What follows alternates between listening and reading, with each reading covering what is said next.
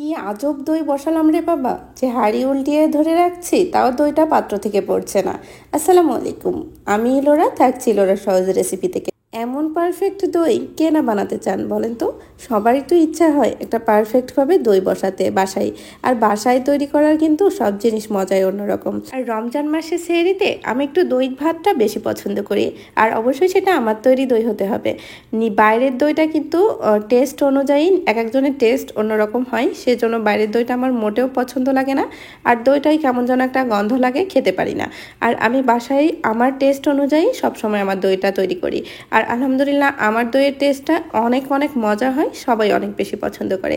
তাহলে চলেন দইয়ের রেসিপিতে চলে যাই। কিছু কিছু টিপস শেয়ার করব, যেগুলো কিন্তু অনেক গুরুত্বপূর্ণ টিপস, তাই ফুল রেসিপিটা দেখতে থাকবেন।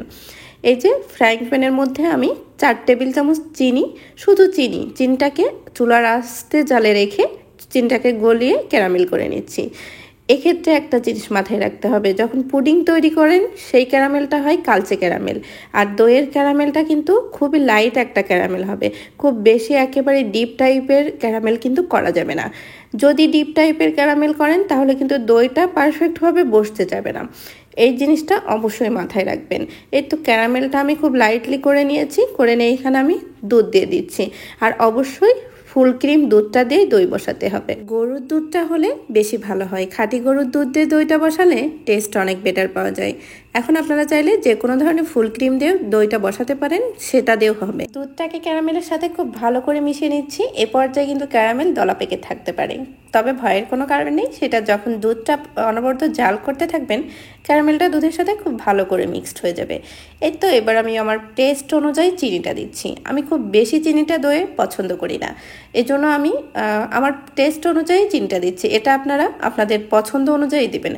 তবে দেখবেন যে চিনির পরিমাণটা খুব বেশি যেন না হয়ে যায়। যেমন এখানে 1.5 কেজি দুধের জন্য 1 কাপ পরিমাণ যে চিনিটা, সেটা কিন্তু পারফেক্ট। 1 কাপের বেশি যদি চিনি এখানে আপনি ব্যবহার করেন তাহলে কিন্তু খুব বেশি চিনি হয়ে যাবে। আর অনেক সময় দেখা গেল চিনির পরিমাণটা বেশি হলে দইটা পারফেক্টলি বসতে চায় না। এই জন্য মিষ্টির ব্যালেন্সটা ঠিক রাখতে হবে, খুব বেশি অতিরিক্ত মিষ্টি দইয়ে করা যাবে না।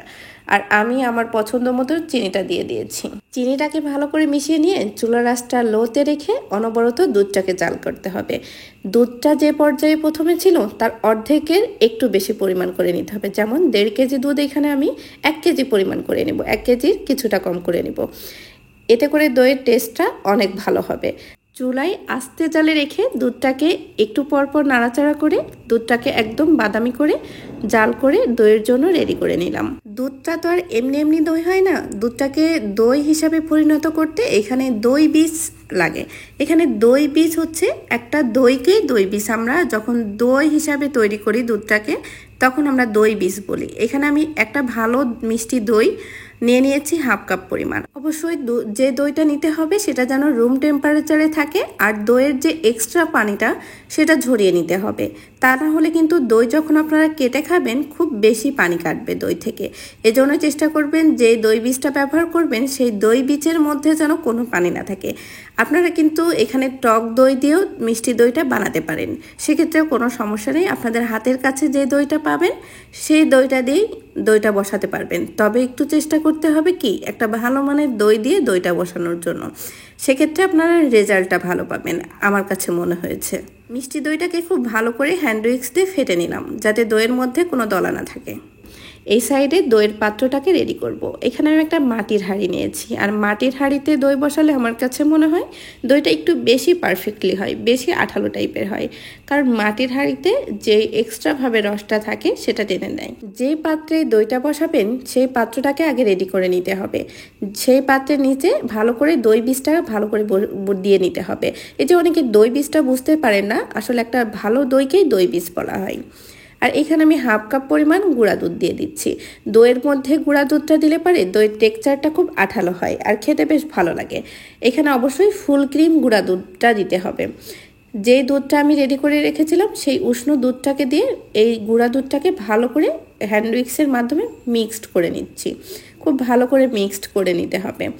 নিয়ে এখানে যে গরম দুধটা রেডি করে রেখেছিলাম সেই গরম দুধের মধ্যে সেই গুঁড়া দুধটাকে আমি আস্তে আস্তে দিয়ে দিব।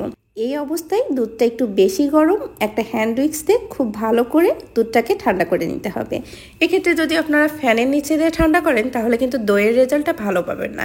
এজন্য চেষ্টা করবেন একটা হ্যান্ড উইক্স দিয়ে খুব ভালো করে দুধটাকে ভালো করে ফেটিয়ে ঠান্ডা করে নিতে। খুব ভালো মতো ফেটাতে হবে আর দেখতে হবে দুধটা যেন খুব বেশি ঠান্ডা না হয়ে যায়।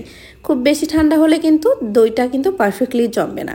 অনেকে রেসিপিতে কিন্তু একটা ভুল কথা বলে যে উষ্ণ গরম দুধের মধ্যে দই বীজটা মেশানোর কথা, সেটা কিন্তু আমার কাছে একেবারে ভুল রেজাল্ট। সনাতন পদ্ধতিতে দই বসাতে বেশ কিছুটা সময় নষ্ট হয়, এজন্য কিন্তু সেই সময় পর্যন্ত হাঁড়ি পাতিল দিয়ে কাঁথা কম্বল পেঁচানোর যে সময়টা নষ্ট হয়, সেক্ষেত্রে উষ্ণ গরম অবস্থায় যদি আপনি দুধের পাতিলটা রাখতে চান সেক্ষেত্রে দুধটা একেবারে ঠান্ডা হয়ে যাবে। আর একটু গরম না পেলে দইটা কখনোই পারফেক্টলি বসে না। এজন্য আমি সবসময় সাজেস্ট করব যে একটু বেশি গরম যখন থাকবে দুধটা, সেই অবস্থাতে দই বীজটা মেশাবেন। অনেকে ভাবতে পারেন যে বেশি গরম অবস্থাতেই দই বীজটা মেশালে দুধটা ফেটে যাবে কিনা। কোনো সমস্যা হবে না। আমি সবসময় এভাবে দইটা পাতি আর আমার দইটা একেবারে পারফেক্টভাবে জমে, খুবই টাইট আঠালোভাবে জমে। আমি খুব সুন্দর মতো দই বীজটাকে দুধের মধ্যে ভালো করে মিশিয়ে নেব। এই অবস্থাতেই দুধটা কিন্তু হাতটা আমি সহ্য করতে পারে না, এমন একটা গরম আছে যে একটু জলা জলা গরম টাইপের আছে। এই অবস্থাতেই দই বীজটাকে ভালো করে মিশিয়ে নিতে হবে। আর আমি খুব অনবরত হ্যান্ড উইক্স দিয়ে নেড়ে খুব ভালো করে মিশিয়ে নিচ্ছি। আর এই যে হ্যান্ড উইক্স দিয়ে মেশানোর কারণে দুধের উপরে অনেক কিন্তু বাবলস হচ্ছে। যখন দইটা বসিয়ে নিব তখন এই বাবলস দিয়ে কিন্তু খুব সুন্দর করে সর পড়ে যাবে। আর দুধের মধ্যে জাল করার সময় যে সরগুলো পড়েছিল সেগুলো কিন্তু আমি দুধের সাথে খুব ভালো করে মিক্সড করে নিয়েছি। এতে করে যখন দইটা আমরা কাটবো তখন দইয়ের ভিতরে কাঁচা কাঁচা টাইপের সর থাকবে, আর এর জন্য দইটা খেতে অনেক ভালো লাগবে। তারপরে আমি খুব দ্রুত এই কাজটা করতে হবে, খুব দ্রুত মাটির পাত্রে দুধটাকে ট্রান্সফার করে নিতে হবে। আর এই যে কত ফেনাযুক্ত হয়েছে, আর এই ফেনাযুক্ত কিন্তু যখন দইটা পারফেক্টলি বসে যাবে তখন কিন্তু ফেনাটা একদম চুপসে যাবে আর খুব মোটা সর পড়বে। ঢাকনা দিয়ে ঢেকে নিচ্ছি। ঢাকনা দিয়ে ঢেকে আমি সনাতন পদ্ধতিতে সবসময় দইটা তৈরি করি। সনাতন পদ্ধতিতে দই তৈরির পদ্ধতি হচ্ছে একটা কোনো গরম স্থানে কাঁথা, 2-3টা কাঁথা কম্বল পেঁচিয়ে দইয়ের পাত্রটাকে ঢেকে রাখতে হবে 11 ঘন্টার জন্য। 11 ঘন্টা পর দইটা কিন্তু একদম পারফেক্টলি জমে যাবে। মিষ্টির দোকানের ময়রারা সবসময় কিন্তু সনাতন পদ্ধতিতে দই তৈরি করে, আর সনাতন পদ্ধতি দই তৈরির একটা পারফেক্ট পদ্ধতি আমার কাছে মনে হয়েছে। ওভেনে বলেন চুলাইতে বলেন সব পদ্ধতিতেই পারফেক্ট হয়, তবে আমার কাছে মনে হয়েছে সনাতন পদ্ধতিতে দইটা একটু বেশি পারফেক্ট হয়, আর ওই দইয়ের টেস্টটা যেন আমার কাছে অন্যরকম লাগে। আর মাশাল্লাহ কতটা সুন্দর দই আমার জমেছে, আশা করছি দেখেই বুঝতে পারছেন। আর বাবেলসগুলো কিন্তু নিচে একেবারে মোটা শর্ট পড়ে গেছে। এই যে মাটির পাত্র উল্টে রাখবো তাও কিন্তু দই পড়বে না, আপনি যদি থাবাও দেন তাও দই পড়বে না, এত পারফেক্টলি জমেছে। আশা করছি দেখে বুঝতে পারছেন। ভিডিওটা কিন্তু লং হয়ে গেল, কারণ কি জানেন, আপনাদেরকে আমি সব থেকে পারফেক্টভাবে সহজভাবে বোঝানোর চেষ্টা করেছি। অবশ্যই দই বসানোর ক্ষেত্রে একটা ভালো দুধ বাছাই করবেন, আর যেই গুঁড়া দুধটা ইউজ করবেন সেটা যেন ফুল ক্রিম দুধ হয়। আর সব থেকে মূল পয়েন্ট হচ্ছে যে দুধটা আপনারা দই বীজ মিশাবেন সেটা যেন খুব বেশি গরম হয়। একেবারে উষ্ণ গরম হলে দইটা কিন্তু পারফেক্টলি বসবে না। তারপরে আমি দইটা কেটে দেখিয়ে দিচ্ছি দইয়ের ভেতরের টেক্সচারটা কতটা পারফেক্ট হয়েছে। একদম পারফেক্ট একটা দই হয়েছে, আর এত মজার। মিষ্টিটা আমি আমার ব্যালেন্স অনুযায়ী দিয়েছি, আমার অতিরিক্ত মিষ্টি পছন্দ হয় না। হালকা মিষ্টিতে আমি এই দইটাই তৈরি করি, আর আমার কাছে খুবই পছন্দ লাগে এই দইটা। আর কতটা পারফেক্ট আর কতটা আঠালো সেটা আর কি বলবো। সবারকে রিকোয়েস্ট থাকবে অবশ্যই এই রেসিপিটা ট্রাই করবেন। যারা দই তৈরিতে অনেকবার ব্যর্থ হয়েছেন, পারফেক্ট রেসিপি খুঁজে পাচ্ছেন না, তাদের জন্য আমি বলবো এই রেসিপিটা ট্রাই করে দেখবেন। অবশ্যই ইনশাল্লাহ পারফেক্টভাবে দইটা বসাতে পারবেন। 11 ঘন্টা কিন্তু কাঁথা কম্বল পেঁচানোর মধ্যে একবারও চেক করা যাবে না যে আপনার দইটা কেমন হয়েছে, একটু দেখে আসি, এটা কিন্তু কখনোই ভুলে করা যাবে না। 11 ঘন্টা দইয়ের আশপাশেও যাবে না।